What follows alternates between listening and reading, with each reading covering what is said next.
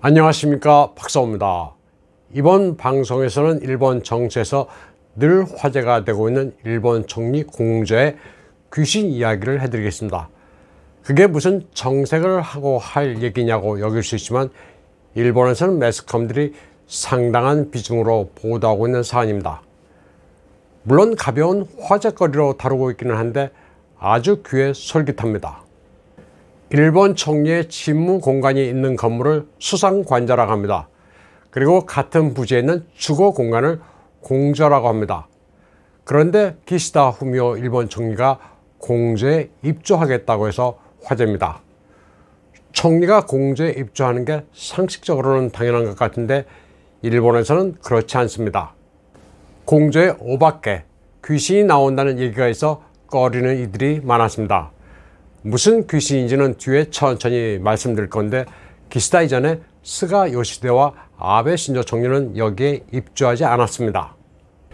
기시다 총리 부인 유코는 국회 근처의 의원 숙소에서 긴급 사태가 발생하면 바로 관저로 뛰어가도 되겠지만 아마도 공저에 입주하게 될 것 같다고 말한 적이 있습니다. 그리고 입주하면 남편 기시다 총리가 좋아하는 오코노미야끼를 손수 만들어 주겠다면서 요리의 의욕을 보이기도 했습니다. 기시다 총리에 앞서 스가 요시히데 총리는 관저에서 500m 떨어진 아카사카의 의원 숙소에 살았습니다. 일본에서는 지진이 발생할 경우 총리가 바로 관저로 달려가 사태를 통제해야 하기 때문에 출근 시간이 얼마나 걸리느냐는 매우 중요합니다. 스가는 관방장관 시절부터 유사세는 의원 숙소에서 전력을 다해 다시 뛰어가면 된다고 자신감을 보여왔습니다. 공저에는 귀신이 나와 꺼린다는 말 대신 스가는 공저에 입주하면 강요와 동떨어져 고립감을 느끼고 의원들과 의사소통이 원활하지 않기 때문에 공저를 비웠다고 말하기도 했습니다. 수상 공저에 귀신이 출몰한다는 얘기는 사실 가십에 불과하다고 생각할 수 있지만 수십 년 동안 숱하게 화제가 된 사안입니다. 스가 전 총리는 관방장관 시절 수상공제 유령에 대해 어떻게 생각하느냐는 질문에 말을 듣고 보니 유령이 있을 수도 있겠네 라고 유쾌하게 농담을 하기도 했습니다. 공저는 아베 8년, 스가 1년, 총 9년 동안 비어 있었습니다. 그래서 살지도 않는 집에 예산이 들어간다는 야당의 비판도 늘 있어 왔습니다. 매년 공저에는 유지관리비로 1억 6천만 원이 소요됩니다. 아베 신조가 총리로 재직할 당시에는 귀신과 관련해 정식으로 선을 그었습니다. 아베는 입주하지 않았지만 귀신 얘기는 정부로서는 알지 못하는 일이라는 정식 답변까지 가기에 제출했습니다. 일본에서는 총리가 취임할 때마다 공저에 입주할지 여부가 늘 관심사였습니다. 1929년에 지어진 수상관저는 일본 근대사에서 아주 유명한 5.15 사건과 2.16 사건이 발생한 장소입니다. 1932년 5.15 사건이 발생합니다. 해군의 젊은 장교와 육사 후보생들이 모여 총리 공저에 쳐들어가 이누카이 츠요시를 암살한 사건입니다. 세계 대공황이 발생해 경제 사정이 어려워지고 런던 해군 군축회의로 군에 대한 압박이 거세자 정당과 재벌을 타도하자는 기초로 발생한 사건입니다. 이때 이누카이는 하나세바 와카루, 말로 하자고 했지만 청년 장교는 말이 필요 없다면서 바로 그를 척살했습니다. 그리고 1937년에는 2.16 사건이 발생합니다. 1,400명의 육군 장교가 수상 공저를 포위하고 공격했습니다. 이 과정에서 오카다 케이스케 총리는 가까스로 도망쳤지만 4명의 경비병과 여러 명의 대신이 살해됩니다. 2.16 사건은 간신들을 제거하고 천황이 친히 나라를 다스리는 쇼와 유신을 주창한 황도파 장교들이 일으킨 사건입니다. 그러나 천황이 냉담한 반응을 보이고 진압 명령을 내림으로써 불발로 끝나게 됩니다. 2번의 정변이 일어난 역사적 사건의 현장의 수상공저는 그래서 억울하게 죽은 많은 원혼이 나타난다는 얘기가 그때부터 돌았습니다. 역사상 2차례나 암살의 무대가 됐던 수상공저에는 지금도 2.16 사건 당시 군인들이 난사한 총탄 자국이 남아 있습니다. 사또 에이사쿠 총리는 여기는 사람 사는 곳이 아니다. 미키 다케오는 여기 뭔가 했다.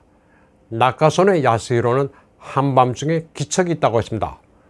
우노 소스케는 욕실에 수돗물을 틀었더니 그 안에서 선혈이 쏟아져 나와 기겁을 했다고 합니다. 호소카와 모리히로는 공주의 모든 방에 귀신을 쫓아달라고 비는 퇴마의 향을 피웠습니다. 하타 츠토무의 경우 부인이 가슴이 왠지 눌리는 듯한 이상한 분위기를 느꼈다고 합니다. 그래서 도사를 불러 경내에 소금을 뿌리도록 했습니다. 아소 다로도 총리 재직 시에 귀신을 봤다고 말한 적이 있습니다. 오부치 게이조는 공자가 불결하니 철거하고 새로 지으라고 했는데 그 말을 하고 얼마 안가 뇌혈로 사망합니다. 모리 요시로는 겁나지 않는다면서 입주했는데 일주일 만에 금권 정치 스캔들이 터집니다. 그리고 한밤중에 누군가 군화 소리를 내며 저벅저벅 걸으며 문을 여는 소리가 들려 벌떡 일어나 보니 아무도 없었다고 합니다. 그는 믿기지 않는 경험을 하고는 경위들을 불러 침입자가 있는지 조사하도록 했다는 일화를 남겼습니다. 귀신의 공포에서 가장 초연해 보였던 이는 고이즈미 주니치로였습니다. 그는 귀신을 본 적이 있느냐는 질문에 한 번쯤 만나고 싶었지만 그러지를 못했다고 말했습니다. 그러나 속으로는 불안해했던 것 같습니다. 그는 공주에 입주하고 나서 전국의 유명한 도사들을 불러 호국 대법회를 합니다. 그리고 매일 밤 공주의 모든 방에 교향곡 음반을 틀었다고 합니다. 혹시라도 귀신 소리가 들릴까 우려해서였습니다. 아베 신조는 예전에 1년 동안 잠깐 총리를 한 적이 있습니다. 2006년 9월 26일 입주했는데 딱 1년 지난 2007년 9월 26일 못 살겠다면서 총리를 사임합니다. 장염 때문이라고 하는 얘기도 있는데 그 속사정은 아직 본인이 얘기를 안 하고 있습니다. 2013년에 아베는 공주에 입주하지 않았습니다. 거기에 그다지 살고 싶은 마음이 안 든다고만 말했습니다. 노다 요시히코는 괴이하게도 취임 첫날 국회에 안대를 하고 나왔습니다. 공주에서 새벽 4시에 전화를 받다가 테이블에 눈 부위를 부딪혔다고 합니다. 그런데 그 시간에 무슨 전화가 와서 받으려 했는지는 상식적으로 이해가 안 되는 일입니다. 그리고 국회에서 자기 뺨을 때리는 이상한 행동을 합니다.